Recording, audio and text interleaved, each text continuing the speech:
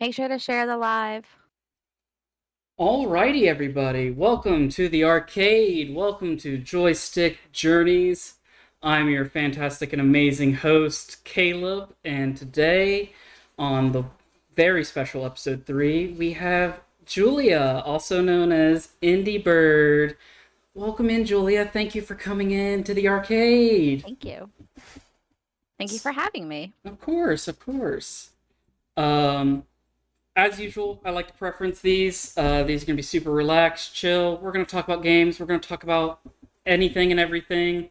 If we get stuck on a topic for the full 2 hours, we get stuck on a topic for the full 2 hours. Wait, 2 hours? You told me it's going to be 15 minutes. 15 minutes. I'm kidding. Okay, go ahead. But yeah, so we're just going to get started, get hanging out, and welcome everyone in the chat. Thank you guys for the hype train. I think this is my second hype train on live. So that's pretty cool. Thank you everyone for the bits. As much as I don't ask for them, I do appreciate them. If you guys ever want to donate or stuff down below, there's links as well. But enough about me and my donations and all that fun stuff. Let's get talking about you, Julia, and your wonderful and amazing journey as a gamer. Because I've with the two interviews I've done so far, I'm learning there's a lot of difference with everyone and their journey as a gamer and the different introspectives of how everyone has become who they are today as a gamer. From both me and Defend, we've come from very, for best words, humble beginnings. With being a console behind, with Desk, we focused a lot on the community that has ruptured around lately and everything. So for you, I love starting with this question. What was your first gaming experience that you can remember? Like like with video games? Video games in general. Or Video games, arcade cabinets. oh, okay.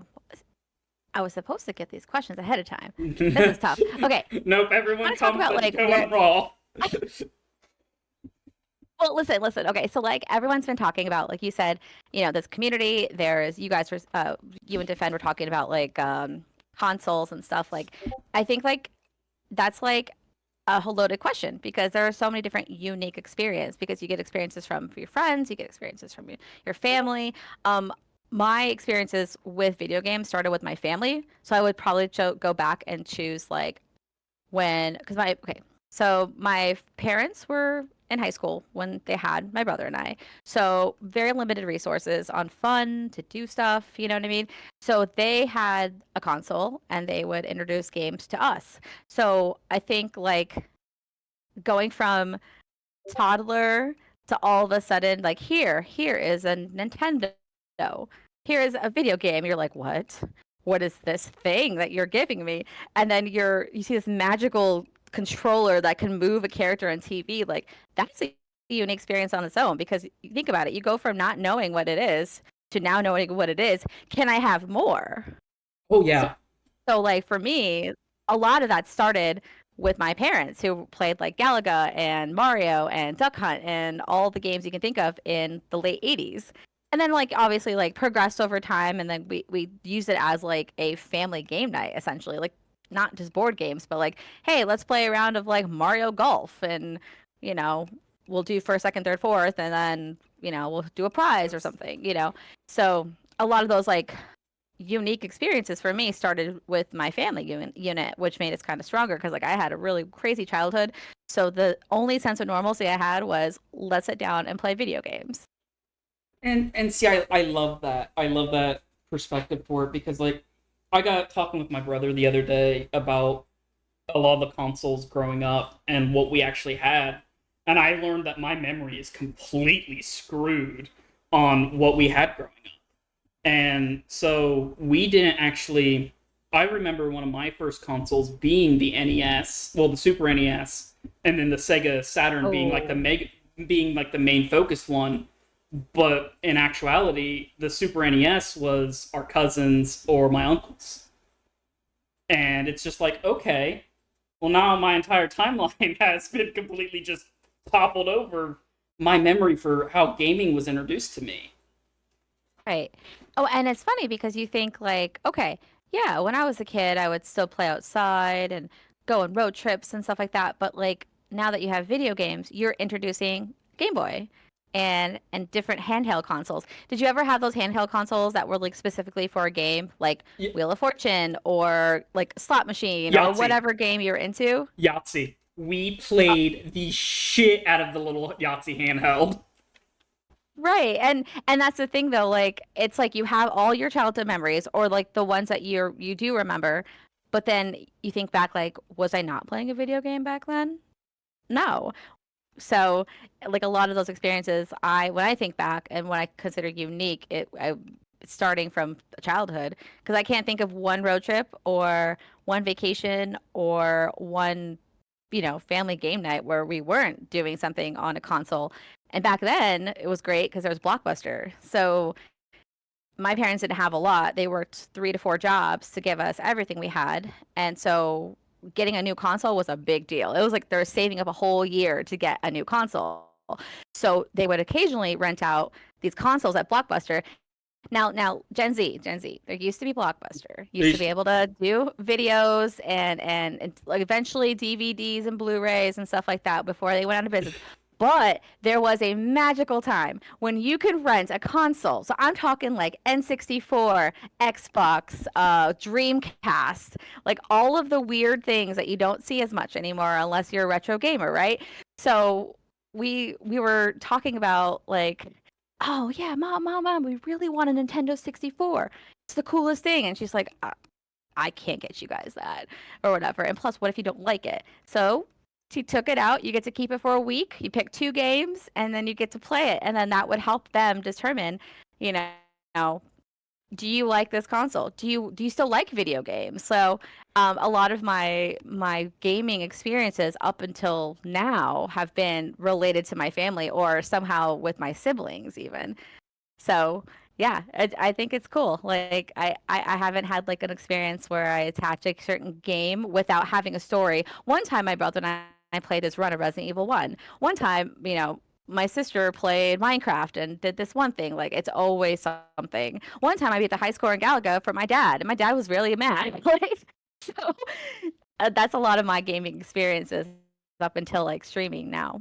And I love a. I'll round back to Blockbuster for me on that one because we didn't have a Blockbuster. We had what was known as Hollywood Video, Oh yes, Hollywood Video. with a Game Crazy on the side. Mm-hmm. And so, but because that's where I learned that we had most of our games for the GameCube or our PlayStation specifically is where we rented from Game Crazy and Hollywood Video all the time for that. And it's I like that you had that experience with both of your parents for gaming because for me it was my brother and my cousins. It was something Oh that yeah. it was something like my mom. I got talking heavily with it with Defend. My mom played computer games every once in a while. She ran a freaking Farmville cheat ring because they found a glitch in it, and they ran Oh it my until God. they ran this thing until they patched it. And I swear they probably got away with like $1,000 worth of in-game Oh my content God. because of it. But Dad, it was nothing. It was nothing I never related with Dad with, and I hate saying that because like I have those memories when it comes to gaming with Dad, and they're bad memories. But with Right. Mom, it was Mom. I still have uh, my Stardew Valley save file, and she played on my Steam. She has Oh. over 300 hours on Stardew Valley on year like 25 with a boatload of money. Wow. That's just She was really good. yeah. She mom. My God. It kept her distracted from her diabetes. It kept her distracted. She had an arm injury, so she had a lot of nerve damage in one of her arms that would flare up every once in a while, and it kept her distracted from that. And so, but to have, especially with mom being gone over 6 years now, it's nice to have that there. Like, I hope out of anything that would ever happen to my Steam account, I want that preserved in some way. Is there a way to save files like that off of an I, account? Like, can you I, download data? I know it's in the cloud attached with my account because because we used to play on a really shitty laptop. Like, I'm surprised it didn't burst into flames sometimes. But it's just like, But you gotta appreciate the shitty stuff though. oh Like yeah, people don't understand like consoles are like over hundreds of dollars. Like it's a cost of a down payment on a car or or a mortgage payment right now. So if you come from the days where you had a shitty laptop or a shitty, the console worked, but you had to move the disc just ever so slightly like this so it reads it properly. Like modern gamers don't have it like that. Like they don't no, understand the blowing of the cartridge and carefully cleaning the disc with like, a cleaner and then checking for scratches. Like they don't understand that. So like whenever you see these kids or even adults like messing up a PS5, I'm like, I had to get mine secondhand, and even then it was a coworker, and even then it was like 75% less than what oh, I would have paid. Why are you destroying this PS5? Like, they're oh my god, like it breaks my heart when I see those videos because they don't know. It's like these little 22-year-olds. I'm like, do you know what my parents? Do you know how many times my dad had to work at Red Robin and get tips to get us an N64, the neon green one, not the plain one? like, yes. like I don't know. No, Maybe I'm just getting too old for it, but like I'm so big on appreciating what you have. And so like you talking about the laptop, I'm like, oh my oh, god, but you know what? You spent it hours on was. that laptop and you probably used it until it crapped out, right? I'm pretty sure my dad still has it somewhere, actually. Oh my gosh. You should So, get it back from him and say, "Hey, I need this for reasons," and like extract all those files and all the things that your mom had, and maybe you can like find a way to preserve it, or like make a montage video or or something to like something. honor your mom. Yeah, Well, but yeah. no, going with like the console appreciation, like with the PS5, I was so lucky to get my PS5 because it was at the tail end of college. I was dealing with mom's death at the time. I was dealing with COVID at the end of my college career, and it's really funny because I got email from PlayStation that there was like, "Hey, you've been a long time user. We want to give you a chance to get a PlayStation 5." And I was like, "Wait a minute, what? Hello?" And Yes. and I was like, "Yeah." And so I have my PlayStation, I think is one of the first 200 that they did out because of PlayStation, because my long history with them. Did you have the most bugs though? No, I haven't had Oh, really? the only problem I've had with my PlayStation is I did experience the joystick drift that they had Mm, with some of the controllers. And if it wasn't for me keeping the box that my extra controller came into, I wouldn't have right. been able to get the warranty on it. But I'm that person who keeps my boxes and everything.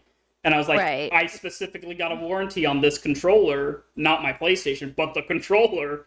And they're like, oh yeah, Right. we'll value that. We'll trade it in, no Well, problem. because that's another thing that happens is that they put these consoles out too soon, and that then the first wave of them has. But I had one of like the very first Wii's that came out. Yeah, yeah, that was a hot mess. Oh, so when I got a Switch, I was like, okay, I'm gonna wait until second wave. It's fine because then they can work out the bugs, work out the fixes, and I think again coming from like a PlayStation household. We were primarily a PlayStation in my household. Yes, yes. Sorry Xbox users. I didn't have a computer to go with the Microsoft stuff, so it seemed it was dumb. And also like just anyways, so coming from like Sony whose disc like had a problem sometimes or they would rush through things before now they have what they have now, but it was like very hard and it's like anything from now on it's like all right, kind of save for it, look for deals, also wait until they have new things, especially with like the next PS5s coming out, the next Switch coming out. It's like, guys, don't go out and get it right away because it's not going to work. That's just my theory. I've just had really bad luck with consoles No, like and opening day. I think I had the Wii, first generation Wii, and I remember it being buggy as hell. I'm trying to think of, because as I said, me and my brother talked about it recently just so I could get my history straight at this point. And Right. like, so I remember he informed me that for the Sega Genesis, he got that for Christmas a year after, well, not Sega Genesis, the Sega Saturn, a year after it came out. And that was the only Christmas gift he got that year. because mom and dad, we were short on money and stuff, and mom and dad's like, you understand that this is going to be your only Christmas gift, and my brother's like, yeah, yeah, I understand this. Wait, what games did you guys have for it? Ooh. So If you remember, no, obviously. I do because I loved how we had Sonic CD Blast, which was Nausea the Simulator. Yes, I Because was gonna oh my say. god, that game! I couldn't tell you how many times I probably puked it. Like, no, seriously, it's like when I was talking to Emmy about like Minecraft and stuff, it's like Sonic 3D Blast especially. Like, It's a time. It was yeah. not that 3D isometric did not work out in Sonic's favor. He was too fast. Well, and not to mention, like, they didn't know, like, how to fix it back then. Oh Like, the tech yeah. was, yes, good, but, like, there were no settings for motion blur. There was no settings to fix anything. Like, brightness, maybe, but, like, even so, it was either extreme brightness or extreme darkness. Like, it wasn't, like, anything in between or percentages. So, that's awesome that you guys had it. I'm sorry, I didn't mean to interrupt No, you. you're What fine. other games did you have? We also because it was a big topic that me and Defend got into, and I know the name of it now. And but when I remember it, all I remember is it's a polygon like robot fighter game. And one of the production companies, the developers, their logo is a Aboriginal Australian man with a didgeridoo. Those were the only two things I ever remembered about this game. And then I finally looked it up, and Why does it feel familiar? It it's feels called familiar. it's called RoboPit. And Oh, yeah, it seems familiar by the design. I can't picture it, but I'm sure if I look it up, I'll be like, "Oh, that's the game you were playing." and I learned that it also had a PS1 port 2 years after its release, and it's just this really simple. You build a robot from different parts that you after you go through the arena a couple times, you'll get parts from other robots that you've defeated, and you can continue just making your robot better. And Ah, yes. and Cannibal. yeah, cannibalistic robot powers. And then Guardian Heroes was the other big one that we played a lot, which was it was a 2D side scroller beat 'em up, kind of like the old TMNT games and stuff like that.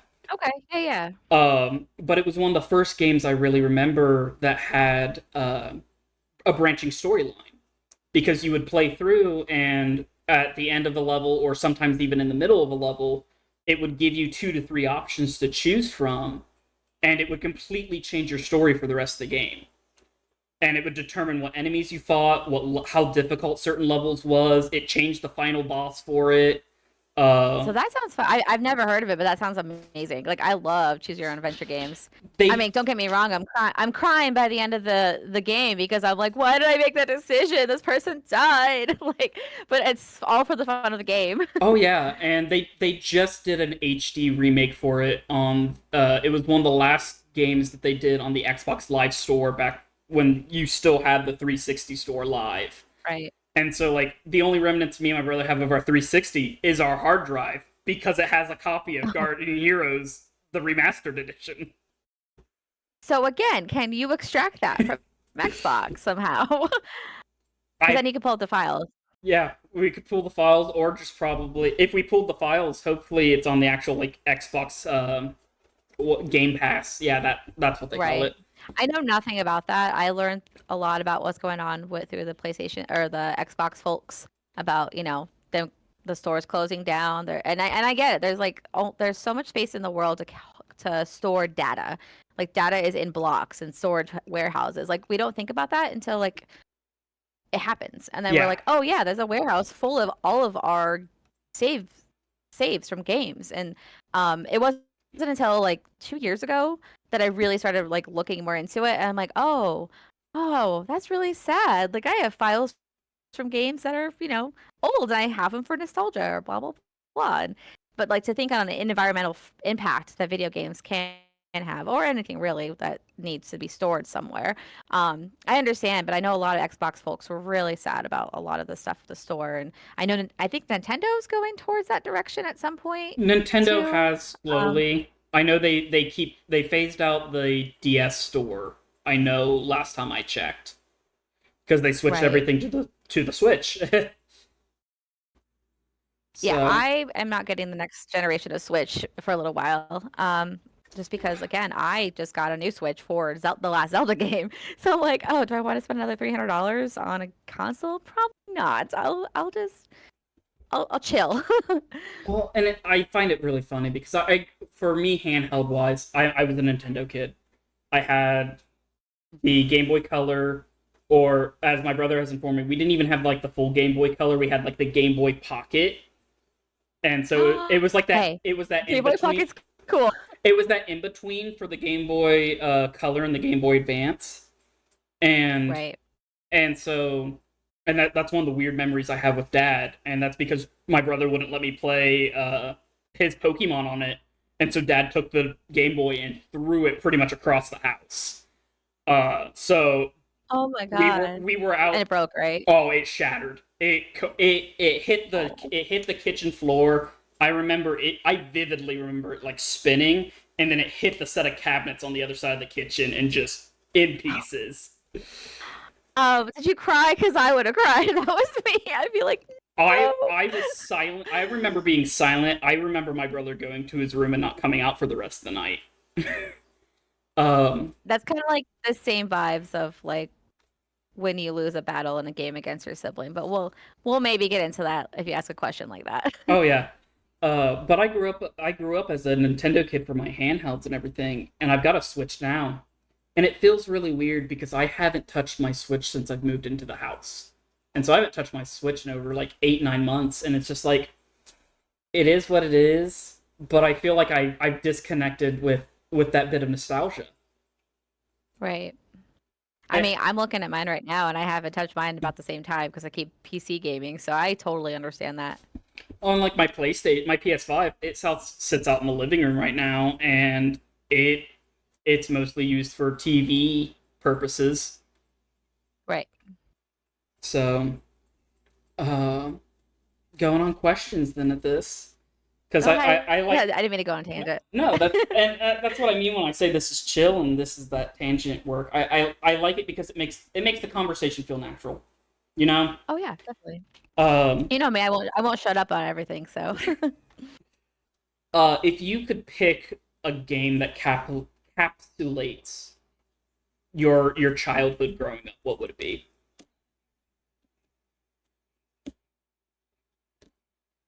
oh, that's a big question. It is. Every ounce of me wants to say, okay, this is gonna be so stupid. Every ounce of me wants to say Banjo Kazooie because that was like my go-to game when I was sad and I just needed to disassociate because I can speed run that game really fast and I can get everything and I can just sit there and be happy. It's a colorful little game, derpy little bear. It's cool, right? But if you want to say a game that encapsulates what made me into what I'm into now, definitely the Resident Evil series because my brother and I would play that series, and that was our bonding thing. And every time a new game came out, my mom would pick it up for, and we would have snacks and drinks and everything, and we would just stay up all night and play it and get scared. And I always bring it up because like Resident Evil 2 is my favorite Resident Evil out of all of them because of my brother. Because to this day, he's a grown ass man, and every time we're in the laboratory and one of the liquors pop out, he jumps every single time. He knows it's going to be coming, but he still gets freaked out. And I love horror movies for that reason because he plays them with me, but he's like, "Here, you have the controller. I'll watch you," because he doesn't want to admit that he gets freaked out by being surprised like that. So I've always been the person that's like into horror. Oh, we both like horror, but like as far as gaming goes, I play a lot more of it. And so I disassociate like my entire life loving Resident Evil with our late nights, and my mom would let us stay up. My dad would hate it because we'd be going to bed at sunrise, and he's like, "Did you let them stay up all night?" But that I think that's why a lot of the games I play on my channel are horror because one, I do love horror movies. I like being scared. It's controlled fear. It's awesome. But also the memories of playing horror games with him. Um, Evil Dead, Hail to the King, still one of the hardest horror games ever. We rented that game a handful of times, never passed it. Uh, uh, Silent Hill had the same creepy thing. Like all those games are iconic, by themselves, but in my life, they're iconic because I associate them with, again, with family. That's like, and it's awesome now because now I can share my love of all that on my channel and meet other people who are into that. And people who aren't into it, that aren't brave to play, but they also want to watch like somebody get scared.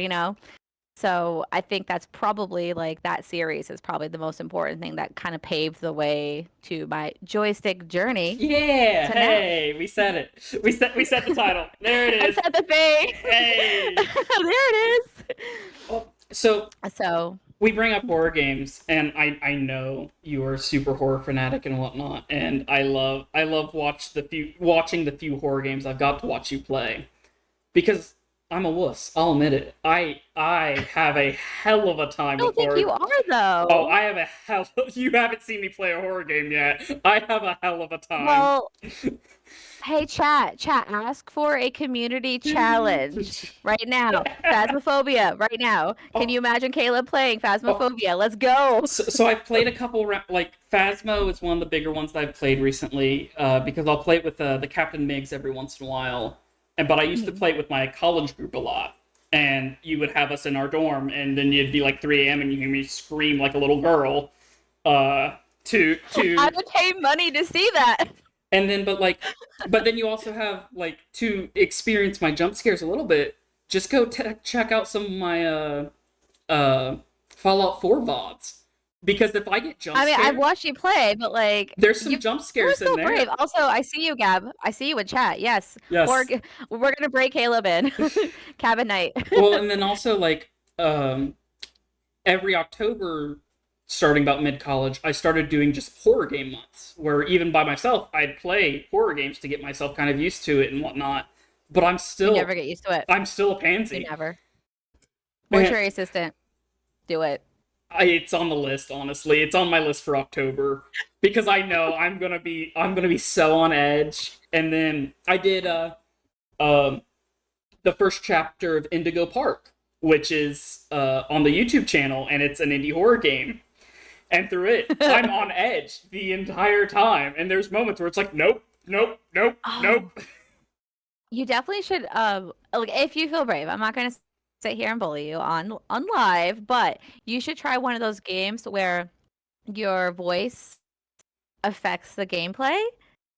Because I played Don't Scream, and I haven't played it since they like released a full game, but I'm planning on doing it. But you want to talk about a game that puts you on edge? Like that was creepy, even for me, and I'm really into that stuff. But like that's a real challenge if you want to do it like a challenge Oh, someday. Just like because you can't you have to like control your breathing, you have to control your voice, and you have to kind of talk quiet. Because if you go above certain decibels, you're screwed. You gotta start all over. And that's a really genius gameplay. That is like advanced gameplay I like as we're progressing. I can't do VR, so this is like the closest thing to VR is doing the senses of voice, sound, and obviously in the ears and talking.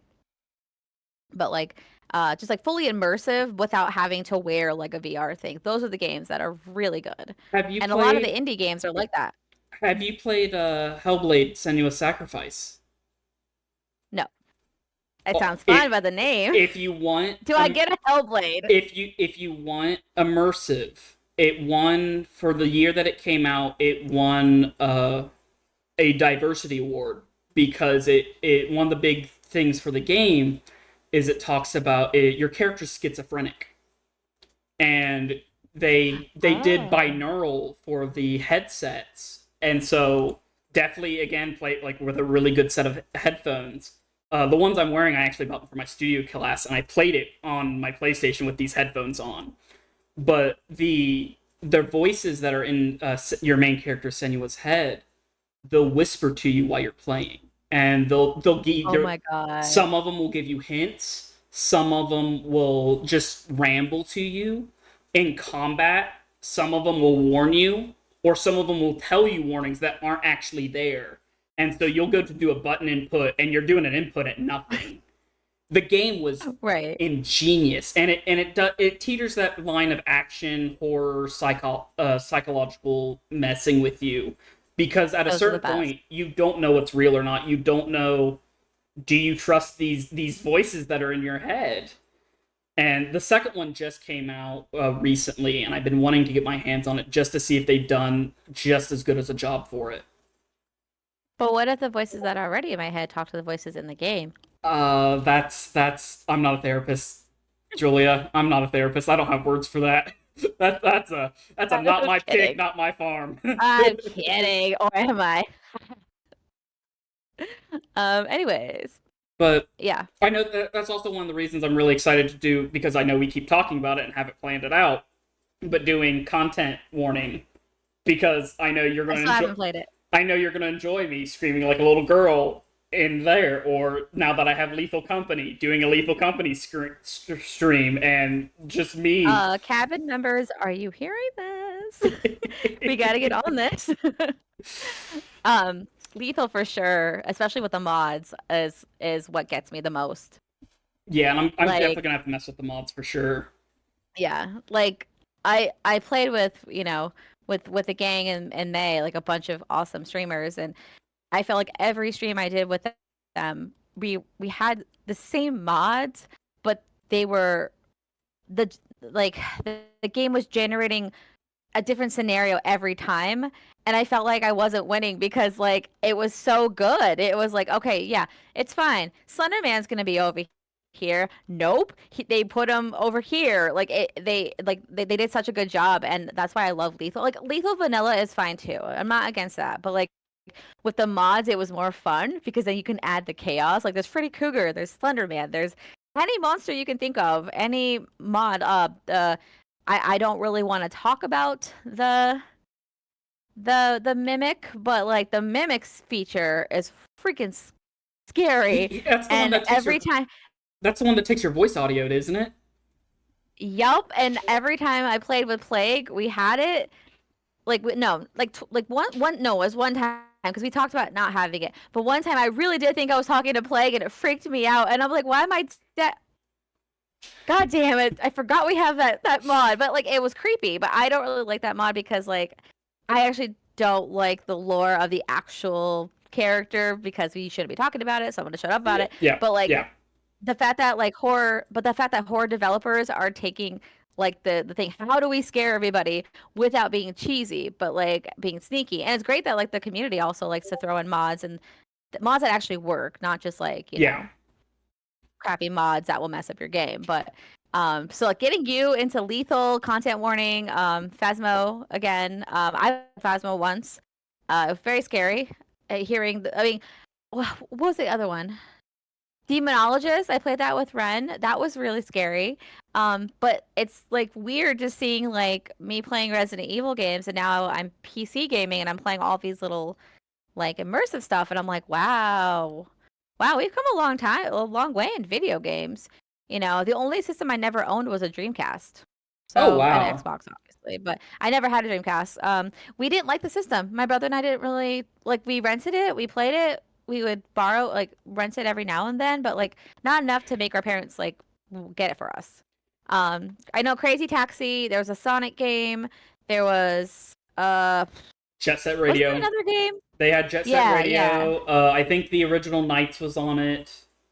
Right. Um, We tried all of them at the time, and it just didn't resonate. I think because again, it was I would feel sick when I would play. So for me, it's like why should I buy a system that I'm gonna like vomit? Like, oh like yeah. Sonic 3D Blast was like, and Sonic CD was like, okay, I know I'm not good at this, but like Dreamcast games were a whole new level. Dreamcast itself was on a different level. Dreamcast was way ahead of its time Hmm. because it was one of the first consoles that did the smoother 3D rendering. It was one of the first consoles that did an online store and online capabilities. Like the Dreamcast was way ahead of its It's time. it's cool as shit, but like at the time, like we were Nintendo Sony kids. We're like, it's not PlayStation. But like, and we had a Sega Genesis. Like we love Sega. We would play there was a PGA Tour game because my parent or my more so my dad was really into golf. So we would play I think it was a Tiger Woods PGA one. It was I think it probably was still Tiger Woods at that time, I think yeah. it was Tiger Woods at the time. Um, Earthworm Jim, all of the Nickelodeon games you can think of, All Real Monsters, Rocco had a game. Oh my God, the Mickey Mouse games. Disney had a run where not just like the movie Disney games, like they had a run where they made like these Mickey Mouse games.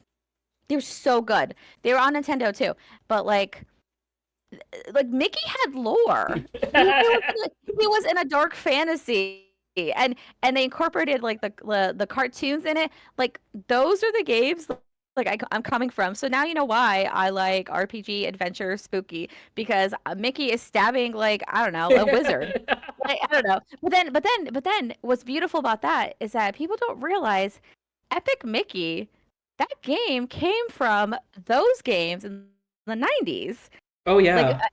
I think it was like Mickey's Illusion World. I can't remember the name right now. I can see the cover. I can see the artwork on the cartridge right now. But those games like brought together Epic Mickey. I promise you, because like Epic Mickey is so good, It's so good. and they're finally porting it. So I'm gonna find a way to play it and stream it because like Oswald the Bunny and his whole thing, like, it is so good. I don't know how I got on this tangent about how good these Disney games are, but like, it's so good, and like people don't realize like when we lost the Wii, the first generation of Wii games that we can't play anymore, we lost so many good games, Yep. and you either have to own the system or get an emulator, but like I'm afraid to get an emulator because I don't want any viruses. I don't want to run the risk of like anything, because knowing my luck, I'm going to find one that's going to ruin my computer. Yeah. So I'm at the point now, I'm like, well, I guess I'm going to find a Wii. I have a video card. I guess I'll just do that because there's so many games I want to play for everybody, but it's like I can't play it because it's first generation Wii. And they don't even play on the Wii U anymore. So Yeah. No, I there oh I don't there mean to are sound like an old person, by the way, everybody. It's just like you don't realize how far we've come from gaming until you have these conversations, and then you're like, "Oh, don't worry about it. Just download the game." I'm like, "The game's not available to download. You have to go on eBay or Depop or anywhere you can get something and buy it physically." Oh It's yeah, crazy. it is like so my buddy JD, he'll have me go with him every once in a while to one of our gaming conventions that we host in upper Ohio, Mhm. and I understand a lot of the niche nostalgia gaming from him because he's a bit of a collector. He is the biggest Nintendo nerd I've ever known in my life. Like the man can That's quote the awesome. Pokédex. The guy's no bigger Oh, than really? a birch tree, but he can quote the Pokedex. Hey, he's great. Love him to death. But he was like, oh, they have Pokemon Coliseum for only 250. And I was like, only 250? And he's like, yeah, it retails now for about 350, $400. And I'm like, wait a minute, I could be getting $300 to $400 for a copy of Pokemon Coliseum if I still had it? What? Hello? Excuse me? And it's like Well, and nostalgia that's the games thing. like Like, that. no, go ahead. Go No, ahead. it's I got it's just like excited. Go ahead. it's like nostalgia games like that. It's like there's such a market for them now that it's like it's outrageous of what they're like you can get for them now because they're not in Well, distribution. and not even that. It's just like like we'll take Nintendo for example. So they have all the retro games because they have their emulator. You cannot play Pokemon Stadium on that. You need the cartridge to put in your Game Boy Pokemon because who wants to use the CPU Pokemon? So like I got really excited. I'm like, oh, Pokemon Stadium's here. Blah blah blah. Let's try it. I'm like, wait, we're using the computer no, no. Like, Yeah. why would you port this game? Like, why wouldn't you port a different game like Pokemon Puzzle League or something that's different? Because what's the point of having Pokemon Stadium or Pokemon Snap, but like the retro one before they came out Yeah. with the new one? Why do you have that in your emulator when you can't do any of the add-ons? Same thing with like Donkey Kong Country 64. You had the boot like the Yeah. expansion pack because there was so much game. Yeah. And I know because I used to be a freak about like knowing where I put the expansion pack because that was the first kind of gaming system that I mean I don't know about other people but like I never took apart things. So when I played that game for example, you had to physically open up the front of the N64, take out the cartridge that makes everything save, put it somewhere, put in the Donkey Kong one or whatever game you're playing that needed one, and then that was it. And if you fuck up in some way, your game is gone. Yeah. So like the same thing when they ported that to Switch, I'm like, why are you porting these games that had extra things so it runs properly? Like, what are you thinking, Nintendo? When you can port so many other games instead, Well, I and don't they're know. really big. I get so like old lady with that. I'm like, man, why are you making bad choices? Let me run Nintendo. You Well, know? and then like my big problem with like Nintendo's emulators is that like there's so many emulators online that do it better. Like Nintendo's emulators run like garbage, and the biggest example I can give to that is the original Paper Mario for N64. They put it on the Okay. virtual. They put it on the virtual console on the Switch. There's a boss fight. I think it's in the fourth world. It's when you go to Yoshi's Island, and it's a lava piranha Right. plant. When you play it on the emulator for the Switch, it drops to like 10 to 20 frames per second. And it's just like, Hi. Nintendo, how? How did you do this? But you got people Right. online that have these emulators that it runs 1080p, 60 frame, no problem. And it's like, and then you have Nintendo suing those people into the dirt. Right. I was literally about to say that. I'm like, yeah, and then they'll sue you, and then they'll use that money not to fix the problem that they initially had. Yeah. It's crazy. And like I said, I don't mean to like sound like that, but it's just like every dollar counts right now. Like everything's going up. We all want our full gaming experience, so it makes sense that people that have PCs don't want a console stream or play games anymore because you can get Steam deals or wherever your online store is to get video games. Like I said, like I buy way too many video games on Steam when there's a sale. I'm not gonna lie. Like I'll act like I shouldn't buy them, but I'm like, yo, this is $2 and it went from like $20 to that. Okay, sure. I'll Yeah, throw in the cart. So it's hard for me to be excited about console. And I got a PS5 only so I can play the next Kingdom Hearts game and the new yeah, Silent Hill game. Like yeah, there are only like one or two games I specifically wanted this system for. And eventually Spider-Man, I haven't bought it yet, but the second Spider-Man game was because I love the first it's Spider-Man game. so Um, good. Oh my it's so good. Like, god. it's beautiful. And like I know people shit on Spider-Man, but like those games are so good. And if you don't like Spider-Man because you don't like the MCU or whatever, cool, whatever. Play the video game. They did such a great job on it. And it's the replay value is so good, and that's what I'm always looking for replay value too. When I'm spending $80 on a new video game, like I better play it more than once. So, but I'm not shitting on like current stuff. Like there are Yeah, so many things with the modern video game world I love. It's just they're trying to catch the nostalgia, but they're taking away what made it nostalgic instead of just saying, hey, we're gonna put Paper Mario for $10. Go pick it up. It's fine. yeah, And we're going to do it at a great quality so you have it. So that's kind of disappointing for you because you think, oh, it's a convenient way. I have a handheld device to play my video game, and then it does that. yeah. And Yeah. we have so many like because it was Defend that I really got in this conversation. Like we have our generation and like the millennials and stuff that it's like we had gaming and it went boom boom boom boom technology wise, and we grew up with that change. We understand that change, and Mm-hmm. but now you have these kids that are, and this is not me shitting on the kids. Someone Phrasing. please take that out of context for me. But you have these kids that are growing up on the iPads and smartphones, and they have those games that are there readily available at this point, and they don't understand, as you mentioned multiple times, the struggles that we went through as gamers. Like I think that's one of the biggest connections that a lot of the people I've been talking to is the connection of like with Defend, he was a console behind most of the time because his family just couldn't afford it. Or like in my case, I wasn't always a console fully behind, but I was lagging a little. Or I had 2, 3 games that like for my PlayStation 2, I remember Kingdom Hearts 2 very vividly. I remember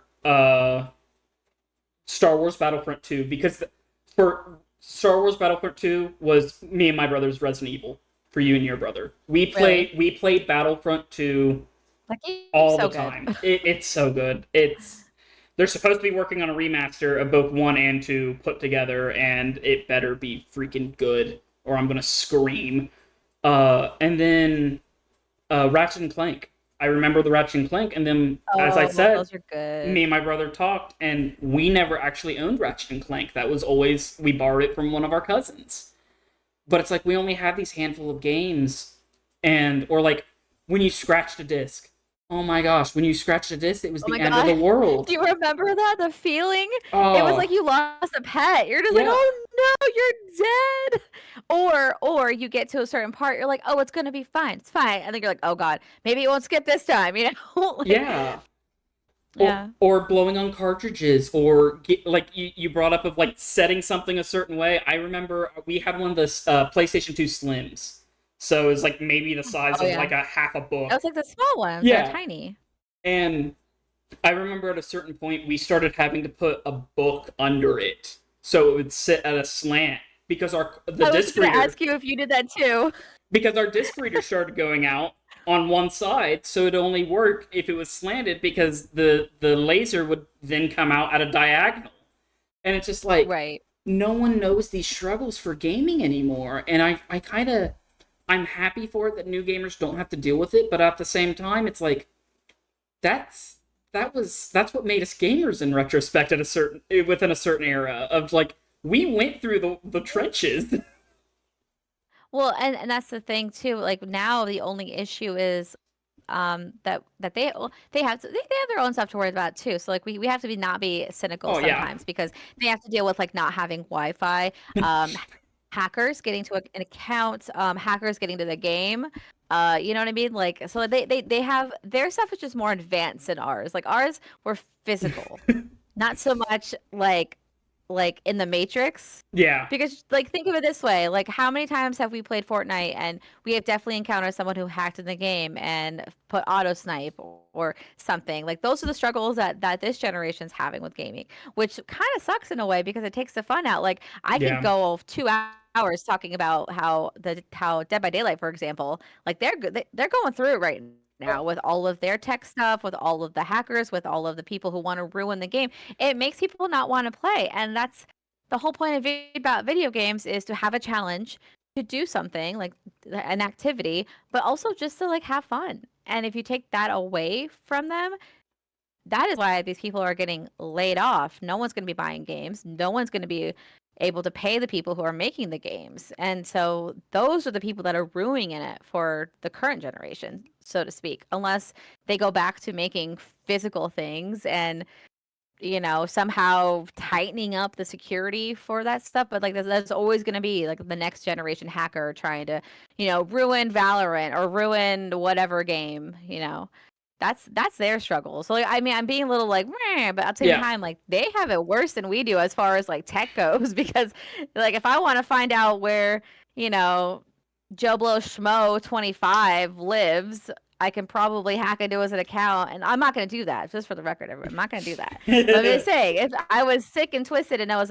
really good at like hacking, I could probably figure that out. People can do that now. It's really fucking creepy. Yeah. So I understand, like, I want to be like that, but I also understand, some kid on Fortnite probably gets hacked all the time, and their V-Bucks and their credit card and all that stuff. So my V-Bucks just get hacked because I spend too much money. So Me too. Oh, buddy. I haven't logged in about a week, so I think it's been okay. Yeah, I haven't touched Fortnite in a hot minute. Last time I was on there, I was doing ranked, and it was extremely sweaty for this time. Sweaty, yes, Like, sweaty. and I expect it to because I play ranked, but also there's usually lulls within the season, and Right. like, but it was bad. You're just like, excuse me, I'm gonna just throw this game away. Yeah, I did 3 matches on stream, and I went, nope, I'm done. You're like, I. I'm done. I think I rated Gab afterwards, and she's like, "Oh, how you doing?" I was like, "I was doing fine until I played Fortnite." Hey, what are you doing? But Yeah, that definitely a pressure, but yeah, no, we bring up hacking. I think the only experience I've ever had with hacking is someone got into my EA account, and they was playing Sims 4, and they were playing I Sims don't mean to 4. laugh. No, it's really funny. because they didn't do anything necessarily evil. And it, honestly, after I tell the story, I kind of always go, maybe I'm the bad guy. But this person was playing my Sims 4, and they bought like 4 to 5 expansion packs on my account with their own money. And I found out, like, literally, it was like a week and a half before Christmas. I logged on. I was like, oh, I'm going to play The Sims, chill out, relax. And I was like, huh, someone was using my account. Huh, I've got receipts for DLC under someone else's credit card. Oh my I'm just going God. to change my password now. And because of their credit card information, I learned it was like some random person over in Florida just chilling out, playing my Sims. And I'm just like, I'm sorry. Out of all the games, though, Sims 4. I mean, I don't play The Sims. I played back in the day, but like, I just feel like if you're gonna hack a game, let it be a game that's really expensive. Like, I feel like there's always Sims deals. Like, you can afford to play The Sims, but like, especially now I where don't it's know. free. Overwatch, again, Valorant, by Daylight, they're making so much fucking money and they're not doing the things that should make the community safe. Like, come on. Like, out of all the games to hack The Sims. Come on. Yeah, so that's been my only like hacker experience with anything really. Um, Sorry, I just saw what Vinny said in chat. yeah, It I made me know. laugh. My chat's great. Florida man hacks Sand Ninja 52's Sims. Um, so I since you pretty much said that you've owned every gaming console, one of the big gaming consoles for me growing up was the GameCube. What is your experience with the GameCube? GameCube. GameCube. I'm a Nintendo girly. We've always had Nintendo Yeah, systems. Yeah, no, GameCube for sure. GameCube was cool because they started um doing more things with like accessories. Like SNES had the scope. You had the orange gun for Duck Hunt. If you played Resident Evil 4, you got a chainsaw. yep. I That remember was the a really chainsaw. hard controller. Yeah, Yeah. So they started dabbling more in that kind of stuff. I think other games had it, but the most unique one I know is the chainsaw that I had. Um, yeah, GameCube was great. Again, had to take breaks depending on what game it was, because again, the graphics they were a little bit smoother than the Dreamcast and everything, but like still, I had to like rest my eyes for a while. GoldenEye, going back really quickly, GoldenEye and N64 had the same motion. I think first person was what got me, but then I learned that you just play for a half hour, take a break. yeah. It's not the best feeling in the world, but like, but GameCube started having more of that stuff. But I mostly play Resident Evil. What else did I play? I played a lot. Mario Party. We oh my God. Okay. Since I brought it up, do you want to know the story about my sibling Go and for it. fighting with siblings? Okay. Yeah. So I've told this on my stream, but we played Mario Party one time. I don't remember which one it was. And my brother and I are very competitive when it comes to stars. So we had a chance time and all my stars went to him. And I was so mad that I hit him really hard on the back, and he cried because it hurt that much. And my parents look at me like, "They're just stars." No, he took my stars. He didn't take your stars. Chance time took your stars. And to this day, my dad will not let me live it down. I am going to be 37 in a few weeks, and my dad will still be like, "Hey, remember that time you hit your brother really hard because he took your stars?" Why would you bring that up? So, like Mario Party was definitely like cutthroat. Like everyone's like, "Oh, Mario Kart, that's like the most cutthroat." No, No, Mario no, Party. chance time in the middle to the end of a Mario Party game is the hottest time of the game because you never know, especially me who's really good at getting the stars. I had 8 stars. All went to him. Not even Switch stars. All went to him. I was so mad. I was like, "You kidding me?" And that was also like because like Mario Party started in N64, then eventually went to GameCube. So the games are really hard, right? Yeah. N64, you had the blister. You had the blisters. Because Yes. you were doing this during the games, like Shy Guy Race. Yep. like seriously. So like when we got to the GameCube era, it's not so much that anymore. You have to do the motion because the controller is the little knobs are so small now that you have to like you just go Yeah. or else they'll break. So now it's like, okay, now you have these guys up The here. You got triggers. more buttons. Yeah. So now it's like, oh shit. GameCube, I see you. I see you, GameCube. Made me not, get as worked up over Mario Party, but still. GameCube had that game, but mostly I liked Resident Evil 4 on that game a lot. Uh, because like the chainsaw was cool. That game's really hard. If you guys haven't played RE4, the remaster is gorgeous. I still need to finish it. Don't judge me, but I did play it on the like when it first came out. Um, but GameCube was definitely like the system where everything. Oh, Super Smash Brothers. Oh my God, I forgot to mention Super Smash 2. Melee. Yeah, Super Smash definitely was another game that was played on the console. Like I was a lot of party game, basically a lot of party games I played more on the GameCube because you could have 4 controllers. You could do that on N64, yes, but I had more friends when I had GameCube, so I could play more games. Mario Kart Double Dash. Yeah, Double That was Dash is a great. time. Double Dash Yeah. is still my Now I'm favorite just Mario Kart. Hands down. Oh yeah, definitely because then like I revisited that not too long ago. When I was back home for like a hot second, like it was just out, and I was like, how come they don't do this anymore? Like I want double teams on current Mario Kart. Like I wanna do the because my favorite combo was the mushrooms and the shells together. Yep. Because then you can shell them and then use the mushrooms for Toad or Toadette, and then or Yoshi too. I like to do Yoshi and Toad as well. Um, I always did if we didn't have it unlocked on whoever's memory card we used, mhm. I was always either Oh, King. memory cards. Yeah, that's a topic. Either King Boo or with Petey Piranha from Sunshine because they had everyone's special ability at random. Yes. Or my other go-to combo was either Baby Mario or Luigi because Chain Chomp rocks, and Oh, then with one of the Toads because Golden Mushroom. Why not? yeah, of course, obviously. Um, with Smash Brothers Melee, that was definitely another game me and my brother played the absolute living crap out of. Who Uh, was your main? Roy's my boy. Roy, come on, a Roy's my sword boy. boy. Roy's my boy. Really? If it makes you feel any better for the new Smash Brothers, I'm a Pac-Man main, and I get shit on for that all the time. Wait, you're a what man? Pac-Man. Oh, what? Pac-Man? Pac-Man I'm not main gonna all shit, the way. I'm not gonna shit on it because I also like Banjo-Kazooie in that game too, but like OG though, like Smash Brother character. OG Melee. Roy is my boy. But like no, I'm talking about even before the original one. Oh, the original. Oh, okay. Yeah, Uh, okay.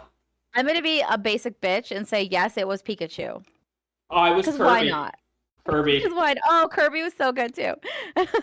Um, back with N64, and we talked about accessories slightly because no one has seemed to remember it when I bring it up. Hey, you Pikachu.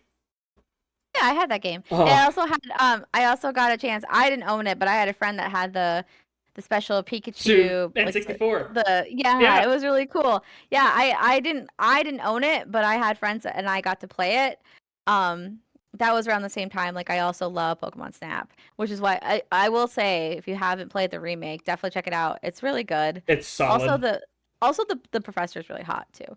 I don't know what it is. Pokemon keeps making It the started with professors it hotter and started with hotter. Black and White when we got Professor Juniper, the first female professor. No, Oh, no, are no, you a no, Rowan girl? You like no, Rowan? no, Steven. S- Steven. He wasn't a professor. Well, he was kind of like a professor, but he had Matang. He had his oh, little the purple suit. The Hoenn He, champion. Yeah. yes, but he also like taught people. But like for me, I was just like, hi, you got Hello. white hair. I like white hair anime characters. Are you gonna be trouble for me? But see, Gen 2 Pokemon's my favorite, so I'm biased. So like Yes. if I had to pick one Pokemon generation, and I know everyone's like, oh, it's my favorite. No, like literally if I had to only play one generation forever and ever, it will always be Gold and Silver. And if I can also include the Heart Gold and Soul Silver remakes, yes, please. Because Yes. Gen 2 is like Do, untouchable. It's perfect. Do you remember the Pokemon pedometer that came out with Heart Gold and Soul Silver? Yeah, I had that on me at all times on my belt. I was like, let's go. I loved it. Especially when Pokemon used to do the Pokemon Dream stuff too. I Yeah. loved that. I know it was like kind of tedious because you had to go on the website or whatever, but like I like immerse myself like that. I don't do Pokemon Go anymore because as much as I walk around, I just kind of fell off of it. I think a lot of people did, but when COVID happened, it kind of came back, I feel like. But yeah, the Pokemon Pedometer, I when I bought Heart Gold, Soul Silver, I made sure I had that because you think I want Lugia? I'm packing Lugia. Who wants to Yeah, go? who I wants to got fucking Lugia. go? Come on. So yeah, accessories were one thing. Like it was always one of those things where I had to ask my family, like, so I know I had this game already, but they're coming out with this thing, and Christmas is coming up, so I was just wondering if I could add that to my Christmas list. Like, if I only had one thing, can I please have this thing? Like, that was always me. But that's like as far as like asking for stuff, like I never really asked for anything except for accessories for video games. Like, really, growing up because it was expensive. And Oh I was like, yeah. oh, and like we're triggered, not all families, but we're triggered more so I think millennial age that hey, something's too much money. Maybe I have a birthday or a Christmas thing or some holiday that involves gifts. Maybe mom and dad will get me something. So it sucks, but like that's how capitalism is programmed in our brains. Like we don't deserve it unless it's a special occasion. When Yep. in reality, we all deserve nice things, but it's just a matter if we have the means for it. Oh yeah, Which for is sure. why, which goes back to what we're saying about like how everything is readily available now. So unless you teach your children or you have been taught to appreciate everything, sometimes people don't realize like how good they have it. Oh, and like, so speaking on that, because I know my group knows that I was a stepdad for a time and everything. Right. That was one of my biggest challenges. Our middle kid had the hardest time. He was super underappreciative for things, and trying to learn how to teach someone that, especially teach a kid that, was Right. it was my biggest conundrums as a parent that I hit, because it's like I don't know how to teach that. Also, Emmy redeemed a I drink. know. I mean, has a drink. Emmy got me to finish my drink, so And some water there, sir. I Just because I'm not in chat. I don't have any water right now. I feel like I don't got any water out now. But even as adults, like I feel like we take a lot of that stuff for granted as well. Oh yeah. Um, I have a whole library of, you know, games on Steam, and there are some days I'm like, I don't know what to play. I have over 100 games, and I'm just like, I don't know what to play. But really, it's like I shouldn't be like that. Like, just pick a goddamn game. Like, like, Oh yeah. and I'm actually checking right now. Do I have 100 games? Oh, I checked Do I this have the 100 other day, games? but I What do want I the have? full count. Hold Uh, on. Oh, yeah, I have 134 right now in my library. I have 333. Not to mention a kind soul gave me a game today too, and I'm like, Aww. I love you guys, but I like having the options. So like, it's a lot of games, but like, it's nice having the options. I get to share games now on the channel with you guys. I get to play with you guys even when we're not streaming. Like, it's not like I'm ungrateful, but it just I have to keep myself in check, saying like, I don't know what to play. Oh, wait a second. I have a lot of options. I shouldn't be like that. I'm gonna pick a game and play that. Like I have to keep myself in check too because I feel like if you don't, then you again lose sight of, oh man, I'm so fortunate I get to play. Not everyone gets to play on a computer and play some games that are only on PC or, I don't know. I try to stay humble because again, these games aren't cheap anymore. Oh yeah. Um, I know something that really humbled me for especially my PC journey, because I didn't start doing PC gaming until about mid high school, and that's because we had that laptop that it couldn't run Right. hardly anything. We was playing games like Virtual Villagers, which is like a mystery point and click game, but also a management sim at the same time. And they were like, I remember my first MMO was the Star Wars Knights of the Old Republic, and I remember it almost catching my laptop on fire at least once or twice Oh, because the fan would just go. I yeah. actually burned my leg on it one time because it just got so hot and it like actually burned my thigh. Uh, but so I ended up having a Mac my last 2 years of high school. So I know a good third of my Steam library is text adventures. because it's the only thing that could run on on my Mac through Steam. Right. And so I just had this large list of text adventures and everything. And I found it's a production group called um, Choice Games, and they do where they have it on a system that it you could go online and download their script and you could make these games, and they're like full Right. RPGs. They're full text adventures that actually keep track of stats and stuff like that, and they're super solid. So that's where my humbling comes from doing my gaming for PCs with my Right. Mac. But I mean, Mac, that's a whole nother topic too. yeah, that's um, they're not made for gaming. Uh, right. but we're gonna take a short 5 minute break. I've got to run to the bathroom, and I'm gonna get Maybe. water before someone else yells at me to go get water. Well, yeah. So we're gonna be right back. Yeah, be right back, guys. I think this is my first break I've done on Joystick, so that's fun. I used to like having a little stretch. That's all. No, you're fine. You're All right, okay. cool. We are Righty, we're back. we're back. I got Hi, thanks water. everybody. I I got replenished stuff too, and I peed. Yeah. Yeah, Bathroom times. I'm classy. Let's Yeah. go. Where to go from here? That's the fun part.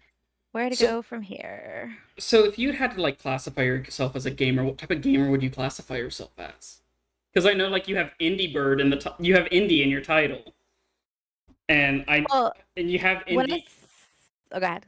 No, and like indie gamers are definitely like a big subculture of gaming now for sure with everything. But like, what type of gamer would you classify yourself as? You kind of just did. When I initially started my channel, that was like a kind of my shtick, because there are a lot of like large games to play that I eventually got to play like some of my favorite like games when I first started out. But like the indies were hard because all the ones I wanted to play were on the computer. And at the time I didn't have a computer. So now I have a computer and I've been PC gaming for almost a year now. Was it a year? Yeah, a year. No, 2 years. So yeah, it's like time melts together because I feel like I've known you guys for like longer than I've known you. Like whenever I get a resub, like Odin resub recently, and I was like 6 months. I'm like 6 months, really? I feel like I've talked to you for like more than a year. So like for a while it was hard to find it because yes, consoles have indie games, but not like a lot of them. Because basically the indie studios have to pay money to be hosted on the bigger consoles. So it's hard, which is why it's so important to wish lists, to support, to reshare, to do all that stuff. Because guess what? That shows people that you want the game, and then that puts them like, hey, maybe these people really want this game. Let's put them in our store. You know what I mean? So when I initially started my channel, that was my thing. But then I started playing obviously like bigger titles I never got to play because I didn't have the systems for it or like the platform for it. If that makes sense, like Yeah. nobody wanted to watch like I had no reason to play like Borderlands 2 because I didn't have the console and I wasn't really interested. And then someone asked for me to play it, and I'm like, sure, I'll play it. So that was kind of a thing. Now I'm definitely indie, but I also like it's been nice revisiting the larger games too. Going through the Resident Evil series when I was console streaming, I went through the first three Resident Evil games, and it was really cool because then I got my audience like, oh, you guys like horror? Okay, well then I'll start playing more horror games. And then I got into Dead by Daylight, and then I got into enter all these indie games. So I want to say like all around gamer, but I'm mostly really into good story games. So I guess you would put me under RPG player.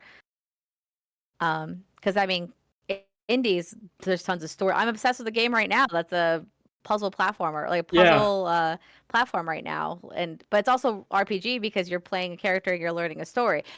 Which there's a blurred line between all of that because some Oh, people are like, well, that's not really an RPG because I'm like, I don't care. I'm role playing as this character who's learning a story. It is an RPG.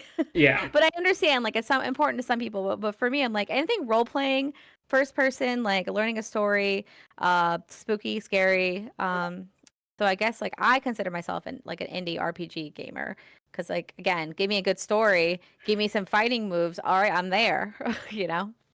I know with me, and I know we make the joke all the time with, especially in the cabin, that I'm the hardcore variety streamer because I do so many different games in one stream most of the Mm-hmm. time.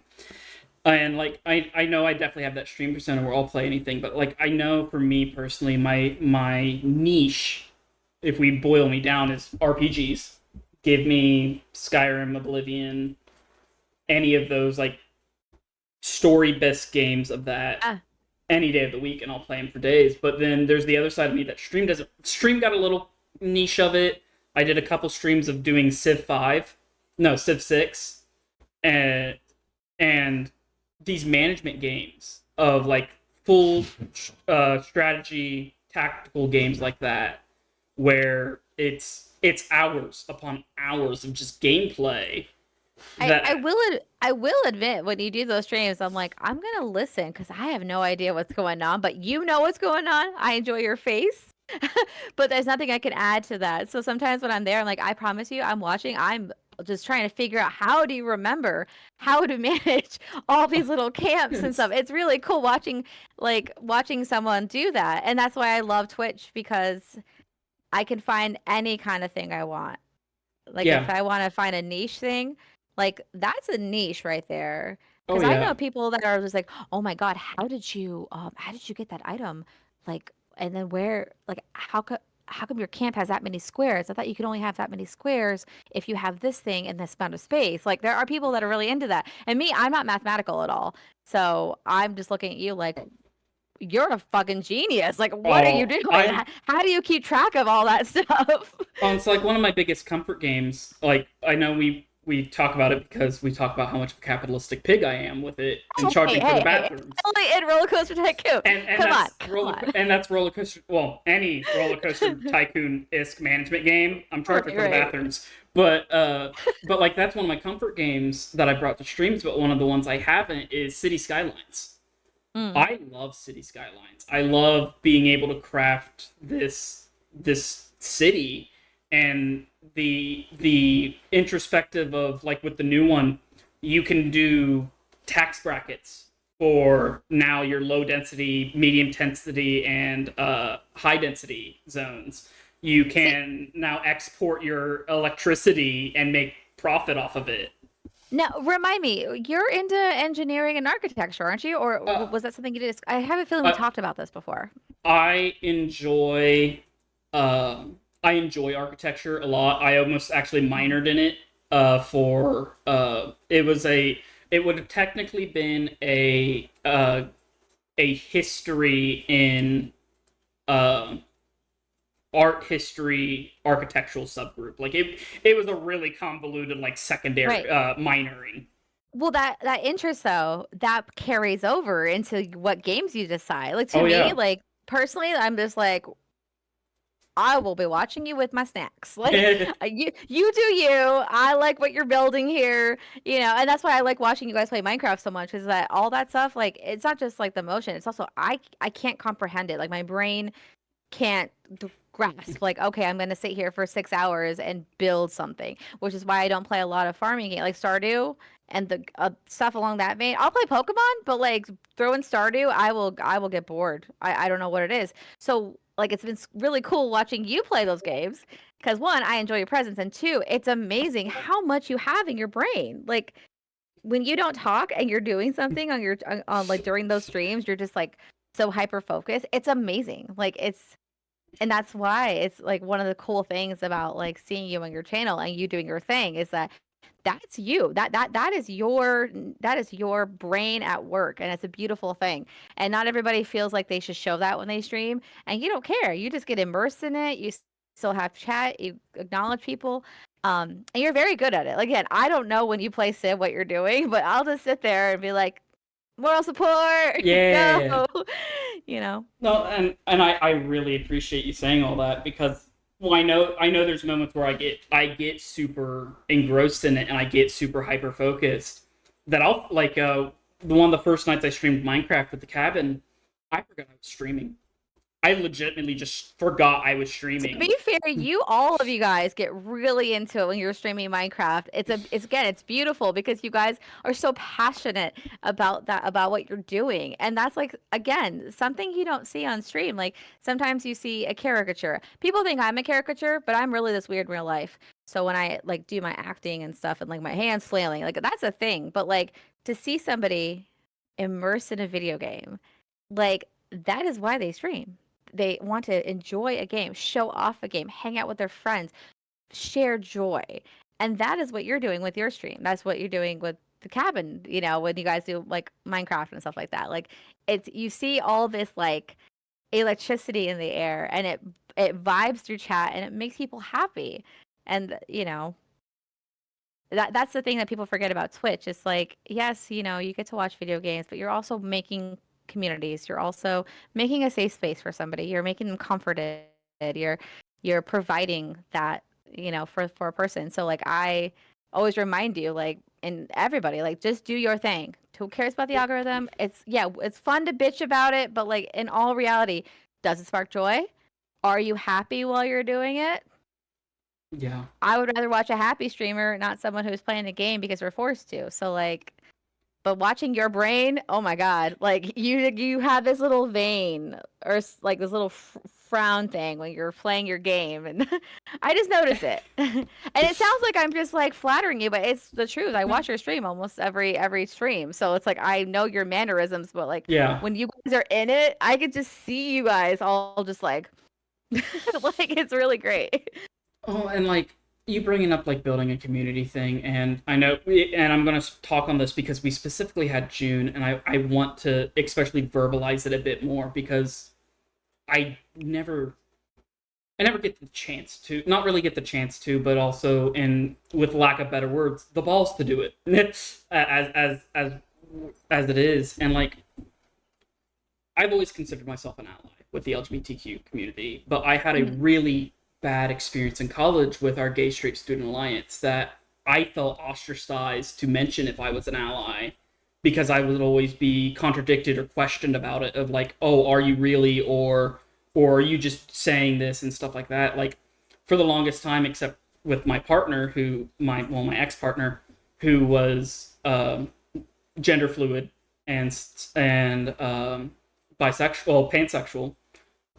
The closest thing to me having ally representation for myself is I have a mug that says this house is rated E for everyone.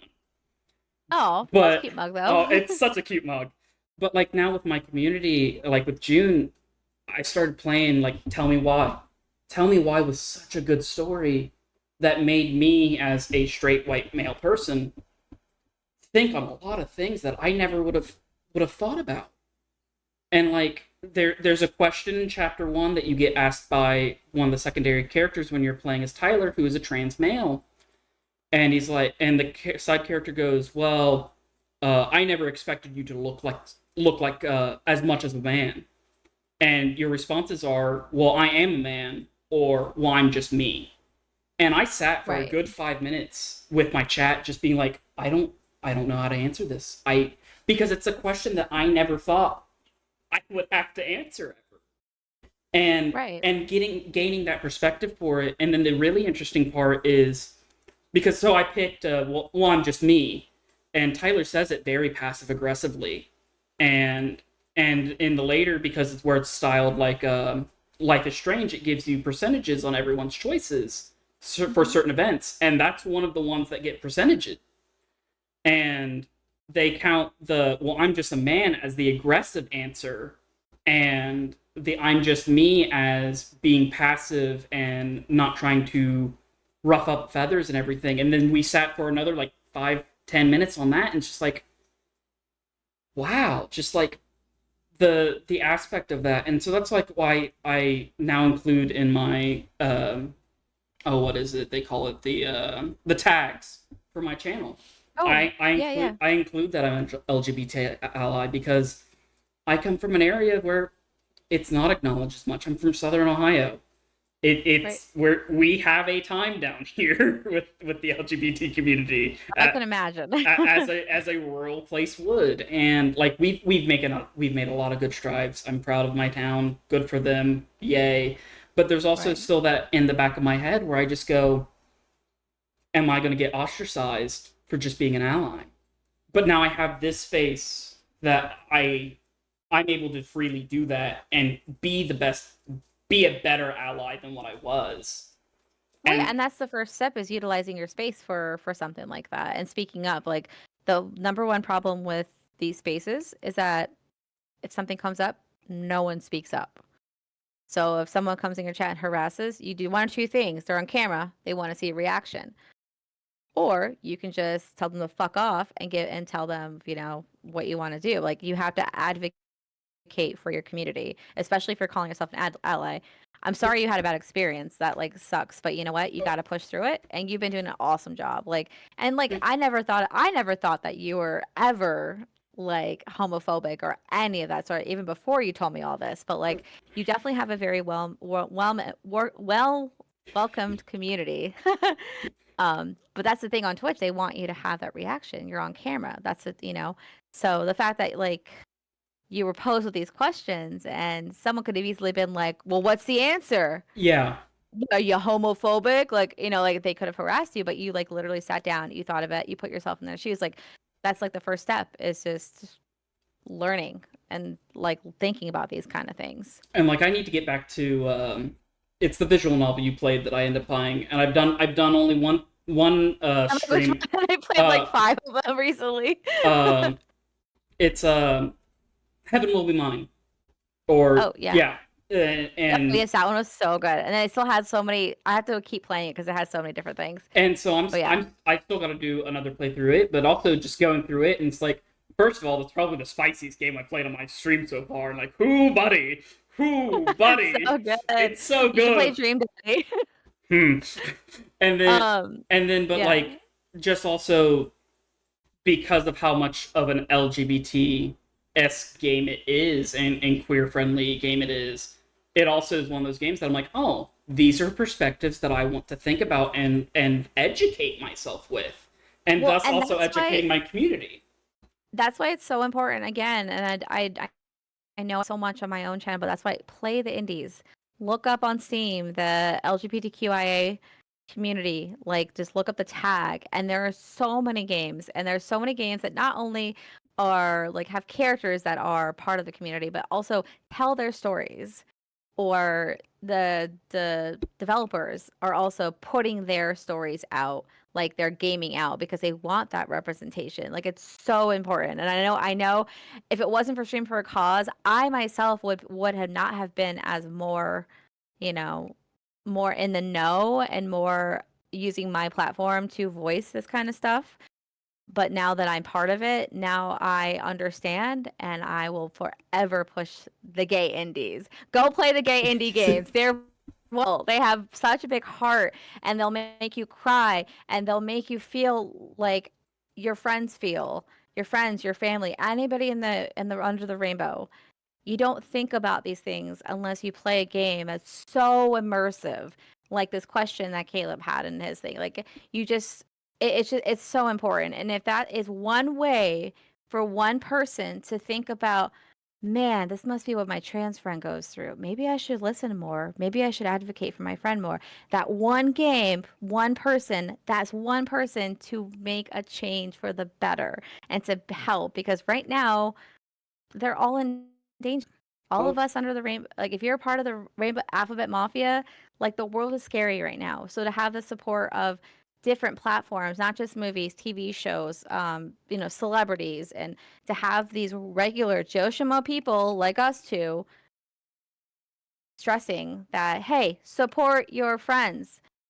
Watch out for your trans friends. Speak up. Take care of them. We're all community. Like it's such a big deal, and that's why Twitch, YouTube, whatever you stream on, it's so important if you use this platform for that voice or for that message rather. oh So yeah, it's really cool that you got that out of that, and like, and it's just an example of how magical streaming can be. oh yeah, and it's and it's one of those things where I sit and I look at my community and like I'll pull up the number real fast over here. I've got 215 followers.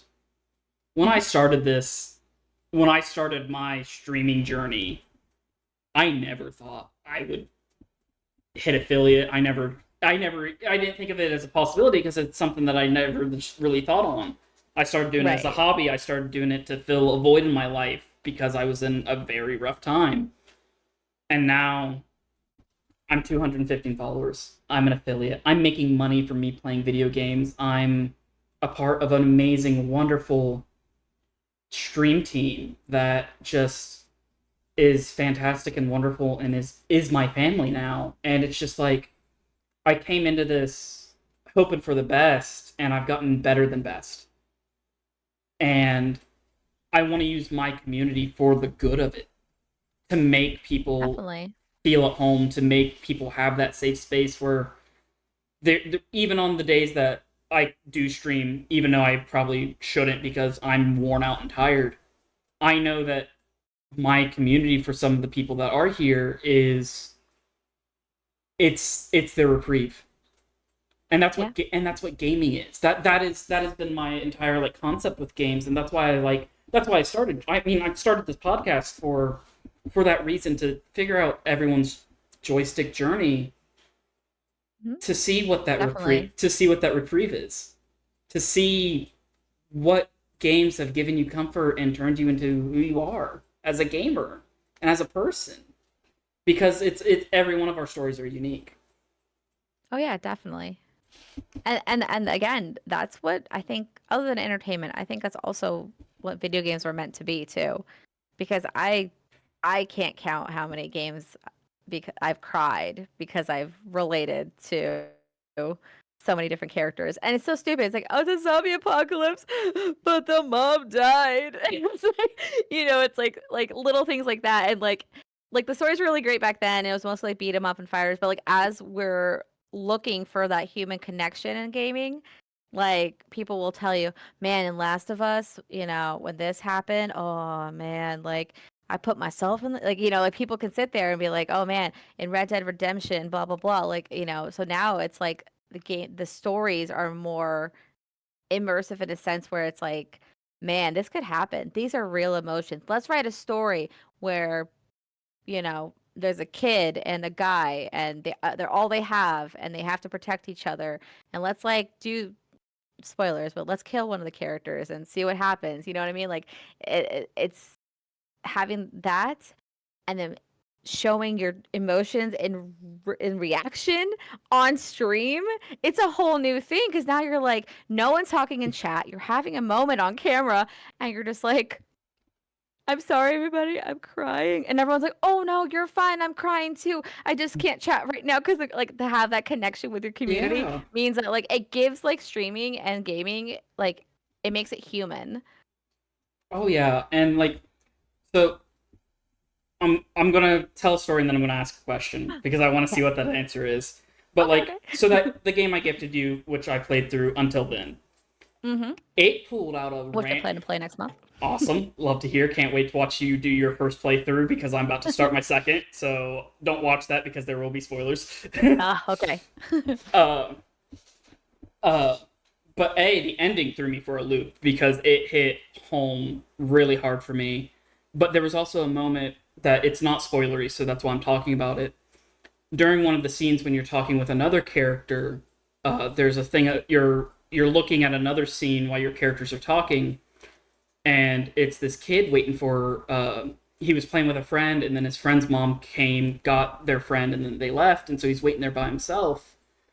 And uh, and they had the speech bubbles for the kids' conversation and everything on the side. Well, when the mom comes, she's like, "Well, hey, I thought this other person's mom would have waited and everything." And the kid's like, "Well, I'm a big boy.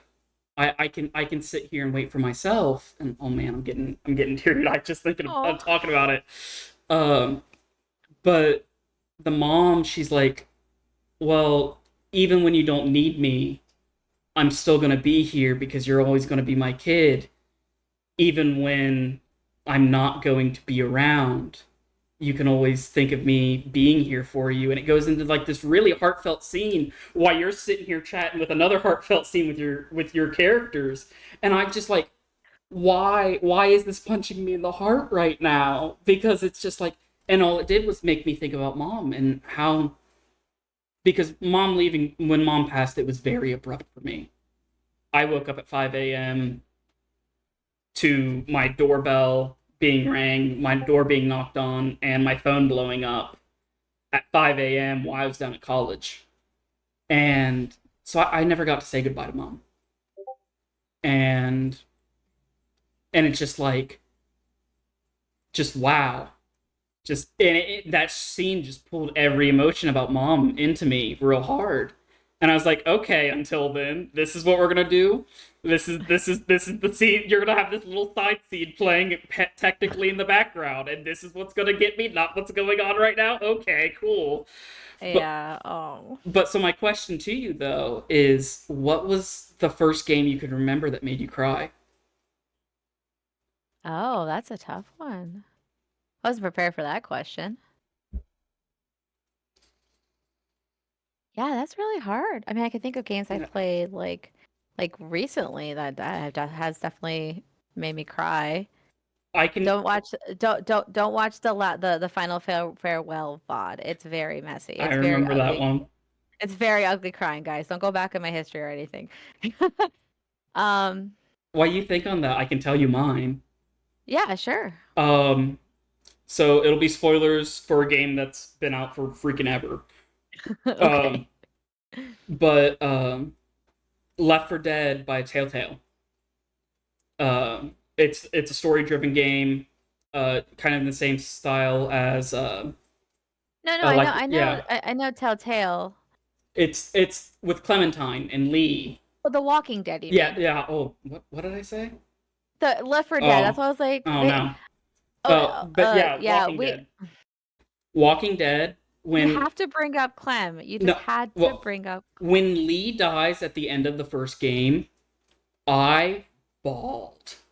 Like Ah! I It was so absolutely, sad. I remember sitting in my bedroom because I had it on Xbox. No, I had it on my PlayStation 3, and Right. my PlayStation 3, I still had my PlayStation 3 hooked up to a CRT TV. So I've got this Oh giant man. brick TV sitting there in the dark, and I'm just weeping. And I remember mom opening the door and being like, "Hey, what's wrong?" I'm like, "This character just died, and they killed him, and now we've got a little girl left alone." And she's just like, "Yep," and shut the door. But that's the first one that I remember hit me really hard for a character death was Lee. I'm sitting here and I'm like, I don't want to say Kingdom Hearts, but maybe Kingdom Hearts, because that story hits pretty That hard. story hits heavy. Kingdom Hearts, yeah, basically it's saying like we all like our souls are replaceable. Like it's and you get attached to all the characters. So I want to say probably Kingdom Hearts 2. Because Kingdom Hearts 1 is good, but like the Yeah. original, not like HD, which I always feel weird and old, but I'm like, no, guys, play the original. I know it sucks because it doesn't have the extra stuff, but like Kingdom Hearts 2, man, it's so good. Because I really got like attached to those characters. So I want to say that one, especially because the music gets me a little bit like in that vibe. You know what I mean? Like, Oh yeah. It's what my ex partner walked down the aisle with oh was yeah, Kingdom Hearts. yeah, and then not to mention like, oh, we don't have to talk about it because Kyrie and just that whole Kyrie, thing and Nominee, Roxas, Axel. You yes, got it and like memorized. once you learn about like everything and like how fucking twisted the story is, it's not. Yeah, Mickey Mouse is in it, but guess what? It's dark. It's Goofy dark. dies in two. Yeah, that's why I'm saying I'm like I'm pretty sure it has to be Kingdom Hearts because like as much as I get attached to characters, it wasn't until I was playing more of a diverse range of games. Because you got to think like before it was again side scrollers, beat 'em ups, movie video games. I don't think Resident Evil's immersive, but like you don't mourn any of the characters. The main characters make it out. Yeah. They're a little bit more busted, but like they all make out. Like if you kill Leon Kennedy and he never came back, I will sit there and I will mourn him. But they all keep coming back, so it's fine. But like I think like a series definitely probably Kingdom Hearts. I would say. I know it sounds so basic, but like No. thinking about it, the music alone gets me like I'm just thinking about the song right now. Oh, the Yeah. theme song. The theme song, the title screen Yeah. too. It just makes you weepy. I can name like 5 indie games I've played that I've cried. We don't even talk about the Stray stream before I became a PC streamer. I'm not talking about Stray because if you Oh. haven't played it, Oh. you play it. Don't let Oh. anyone spoil it for you. If you know, you know though in chat. Like Stray fucked me up. Like let me just tell you right now. Stray was hard, and Stray took me a moment to realize like how heavy it was after, like, Oh yeah. especially after the ending. I sat there and I got It's a thinking on fucking it. cat. It's a And you're cat just game, but like it's so and you're just a cat um minding his own business. yeah, you're just trying to live your best life and and again, Final Farewell was that what was it? What was the game? But Night in the Woods. Night in the Woods was also like Oh.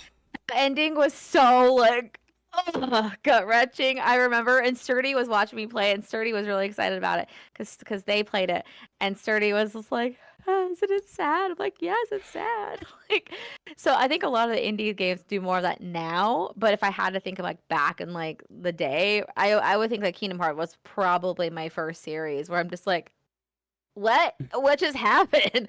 Where'd they go? you know. Um, but any character like relating to like any kind of like, human emotions now, I think I'm just a big softie. I come off tough, but I'm soft. I mean, you saw me like I was playing those indie games Oh during yeah. Pride, and I think I cried almost every single one of those games because the stories were so good. And I know we kind of brought it up, but like, but these stories need told Oh because yeah, like definitely. my community knows, well, at least I hope my community knows, especially once I decide to finally do what I'm planning to do with my back wall that's currently a black void. But I'm a big D&D nerd, and I've always been a and No, I've always really. yeah, and like It's like you have DM written all over you before I even met you. yeah. And but it's like with that, it's like that was one of my favorite things with high school was doing Dungeons and Dragons and watching everyone's story come together and stuff like that. I I think I've maybe told this story on stream, but it's one of the funny stories of like everyone has that big like, oh, some big random thing happened during my high school years. And for me, it was I accidentally started a cult with Dungeons and Dragons over a chicken named Greg that we almost got in actual like legal trouble and a bunch of us almost got arrested for type of trouble. Uh Wow, and bad boy. and it's funny and it's sad because all it was a joke that we had a ranger and he's in when he hit level 3 playing 5th edition, he got a chicken as his animal companion. He's like, I want a chicken. And we're like, what? And he's like, yeah, I want a chicken. And I'm like, sure, why not? And he's like, its name's Greg. I'm like, okay, cool. Because of circumstances and wonderful rolls, Greg critted our final boss and won. And it's just like, okay, cool. So a couple weeks go by and we have a Facebook friend add us, all the people in the D&D group, and it's Greg the Chicken. And we're like, wait a minute here, what? And it wasn't our ranger. Our ranger didn't do it. So we learned that it was another person in our class that did it. And so then a bunch of the other guys, they started making the brother of Greg and the son of Greg. And so we had all these chickens running around on Facebook Oh within my our little god. community. And so this happened while I was in VOTEC, vocational school. And so you have like 12 districts, like 12 different school districts feeding into this vocational school for junior and Oh my senior. god, you got multiple, So, not just your school, just oh, the this story gets worse. This story gets wow. worse. And so we all made a laugh about it, and then we ended up making like they ended up making a Facebook group. I'm a part of it. They made me an admin, whole 9 yards. And then we started finding like propaganda posters, like Uncle Sam needs you, but it was Greg needs you to join his legion, and it was like Uncle Sam with a chicken head, Right. Oh and my they god. just started popping up around vocational school. And then I was going to football games, and I'm finding them at football games. I'm literally finding them at other schools. I'm like, what the fuck's going on? And bring the story short, um, it started getting very like antagonistic and like almost like terror group type of cell type of Right. stuff going on. And the crux that hit it was they somehow found their way into the females' bathroom at our vocational school. All of us are guys that was in the D&D group, and that was for the most part doing Oh it. no. And so a bunch of us started getting called into our vice principal's office with the resource officer there. And they're like, hey, what's going on? And I'm like, honestly, we know nothing about this shit. Like legitimately, we don't know where these posters started. And and we learned that it was one of the other kids in our class that thought he could join in with us. And admittedly, he was on the spectrum. And I bring that up because when he got pulled in the office, he played that card and was like, oh, Oh. well, I thought this was what everyone was doing. And so I fed into it. And I printed off all the posters, which most of them he did, we learned. Oh my God. And because he pulled his Spectrum card, that he only got charged for using school materials for it, using our super high quality printer and our super high quality printer paper. And then we learned from the resource officer talking with him, they're like, we was about to like be contacting like the city police, and like we have a terror organization starting in our counties and stuff. And I'm like, how did a D&D Over a chicken of a D&D. fictional Dungeons and Dragons chicken? Ugh. And I'm just like, this is my life. This is what I'm dealing with. And so I like, miss it. but bringing the like as I said, How? that's one of my most vivid memories from high school, and it wouldn't have been without that D&D story. If I never Right. played this imaginary game with a bunch of friends, it never would have happened.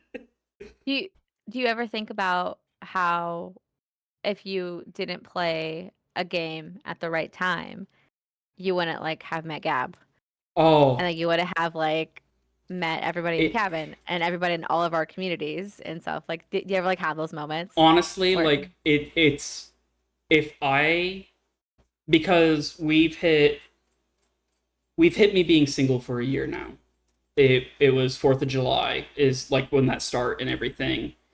And like the biggest crux of that is if I never became single, if I never bought my own house, I wouldn't be a streamer right now. Mm-hmm. Like I just wouldn't, because I was thinking about starting it, but I always my gaming area in at the house with my partner was in the living room. The only time I'd be able to stream is if the kids went to bed, because Right. I was always weird about if the kids would be on camera or not or stuff like that. And it was something that was just like, it was an idea in the back of my head that always happened. Like, this podcast has been on the back burner for years, Right. but now I have a community where I can come and I can do this, and I can network with people efficiently to get guests like you and Gab, who's going to be next week on Sunday, and Yeah. and Everyone come back. and then like Desk or Defend. Like, I wouldn't know any of the people, and I think I would hate it not knowing you Yeah. guys. Well, and it kind of goes around, and I know like not everybody is a witchy girly like me, but it also goes to say, don't speak ill of yourself if you can. I do all the time as jokingly, but in real life, like you really shouldn't speak ill because the universe is always listening. So at that time, you needed streaming, and look at where you are now. You're just growing. It's all up Millhouse from here. Yeah, all up from But Millhouse. yeah, every now and then I'm just like, oh man, if I didn't like play, this game at one day, I wouldn't have met like the 50 people I know now. Like it's weird. If I It's never very joined humbling. Threads, if I never joined Threads, I wouldn't be here, because I was starting on Twitch, on Twitter first mostly, Mm-hmm. and I wasn't getting any traction on there. And then I kept seeing Threads pop up on my Instagram, and I was like, Yeah. I'll check it out. And then I found Gab, I found Emmy, and I was just like, these are my people. Are they great? They're wonderful. I've seen them. I haven't been paying attention to chat because I can't multitask chat and like talking. So I see you guys in there. Yeah. um Yeah, again, this is the good side of gaming. As much as we talked about being old, crotchety grumps of, of the millennial age. There's so much good that comes from gaming, and that's like the things that we need to think about whenever we're having a bad day. Like, I'm having a really bad day on Fortnite. But you know what? If I go on Minecraft right now, I see my friends playing. I'll go get cheered up by that, Or hey, I haven't played Alan Wake in a while. I think I'm gonna hop back on Alan Wake and maybe do the DLC again. Aren't you proud of me, by the way? I went almost 2 hours without talking about Alan Yeah, Wake. I was surprised it has not come up, honestly. Alan Wake is a new thing. Alan Wake's from a 2024 thing. Well, I didn't have, when I was you know. making the ads for your episode for the little blurb about you, I was trying so hard to make a remedy pun, and I I'm also like slightly like, I'm on spectrum a little bit, so I hyperfixate really easily on the things I like. So everyone has to suffer with me whenever I go through my phases in my channel, but thankfully everybody is okay with it. but like oh, I was trying so hard to make a remedy pun, and I'm like, I can't make this work. I had tried my No, best, and I was like, no. I couldn't make it work. But Yeah. but yeah, this is why I game is these communities, and like I mentioned it to Gab the other night when we was all in Minecraft, but we wasn't streaming, Hmm. and I was just hanging out in the VC before I was even on Minecraft, and it was like me just being in a voice chat by myself waiting, and then someone popping in and the conversation starting, and then conversation dies down and we're just sitting there in silence. It brought so much good nostalgia to me of just like this was my happy place I once had with my college group, and now I don't have that anymore, but now I have it again, and it's like this is nice, this is Well, good. and if you can sit with somebody in silence, that means you feel safe too. Because I know your brain. Your brain is always buzzing with something. I'm the same way. A lot of us in both of our communities are like that. So the fact that you're able to sit there and it's okay if you don't talk to anybody else, that means you feel safe with them. And that sounds like something you haven't had in a very long time. So that's really cool to hear that you feel comfortable with everybody. Oh yeah, and that's like I know me and Des got really weepy Oh. on our last one, and um I definitely got really teary eyed, and I could tell Desk was too by the tone in his voice, and just talking about like this community means so much to me now. The cabin means so much to me, and I wouldn't know where I would be without you guys. Like honestly, and I like feel the same way. and even with streaming in general, I wouldn't. I and I hate saying it out loud sometimes, but like a good 75%, I probably wouldn't be sitting here right now. And I hate saying that out loud because there's a whole mind concept about those types of thoughts and everything that I personally have. But it's like, Right.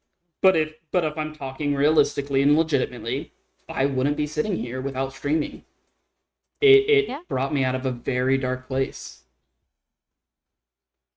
And again, you've experienced the great side of streaming. People always say, like, again, you know, streaming is bad if you get nothing but trolls. And it's like, no, if as long as you find your people, they're gonna come to you. Yeah, They're gonna stay.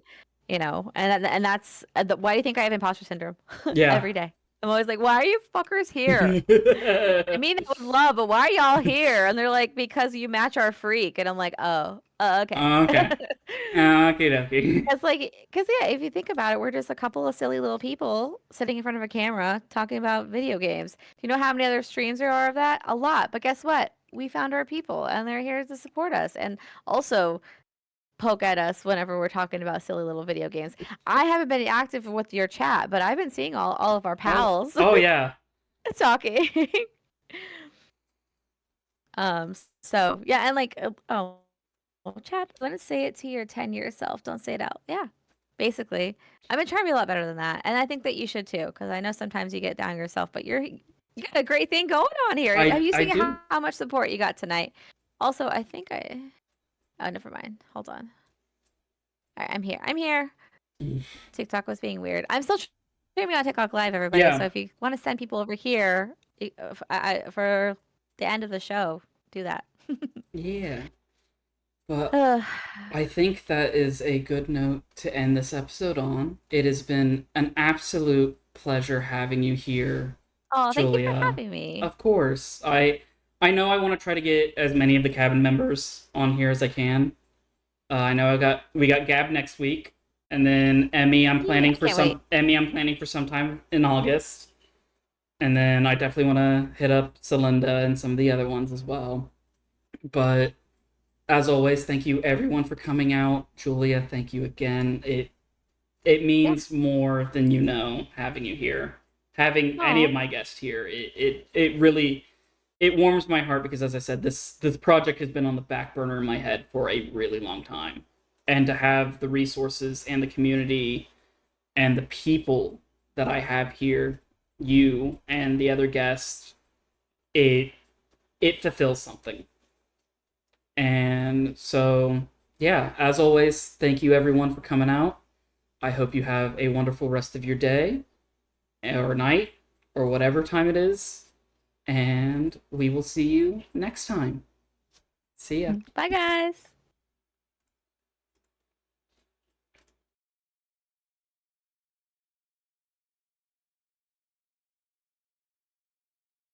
I think it delayed. There you are.